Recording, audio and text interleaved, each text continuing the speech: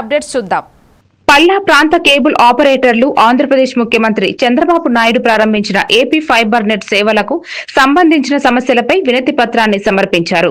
గత ప్రభుత్వ నిర్లక్ష్యంతో వినియోగదారులు బాక్సులు తిరిగి ఇవ్వకపోవడం, మెయింటెనెన్స్ రేట్లు పెరగడం వలన ఆపరేటర్లపై ఆర్థిక భారముందని తెలిపారు. ప్రతి బాక్సుకి ₹59 పన్ను, కరెంటు పోల్ ట్యాక్స్ చెల్లింపుల భారం పెరిగిందని, సమస్యకు తగిన పరిష్కారం కోరారు. ఆపరేటర్లు స్వయం ఉపాధి ద్వారా ప్రజలకు సేవలందిస్తున్నారని తెలిపారు.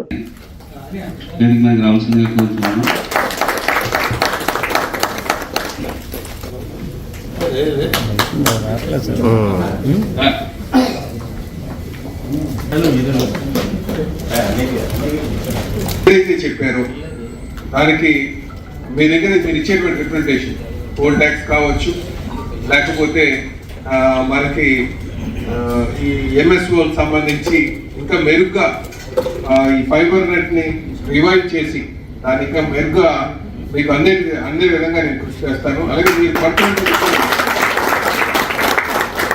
మీరు ఏదైతే ప్రభుత్వం రావడానికి ప్రయత్నం చేస్తాం దాన్ని మళ్ళీ ఫైబర్ నెట్ సంబంధించి విషయాలను కూడా ముఖ్యమంత్రి దృష్టికి తీసుకువెళ్ళి మనకి తగు న్యాయం జరిగేటట్టుగా కన్స్యూమర్స్ కి మంచిగా సేవలు అందే విధంగా నా ప్రయత్నం చేస్తానని చెప్పేసి ఈ సందర్భంగా మీకు తెలియజేస్తున్నాను.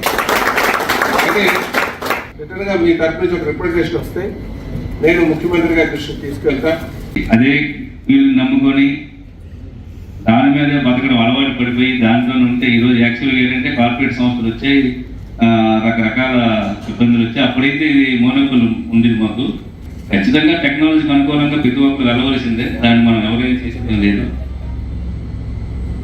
అయితే ఇక్కడ ఏమవుతుందంటే మధ్యలో ఏపీఎస్ఎఫ్ఎల్ ఆ రోజు చంద్రబాబు నాయుడు గారు 2016లో మంచి విజన్తో పెట్టిన ఏపీఎస్ఎఫ్ఎల్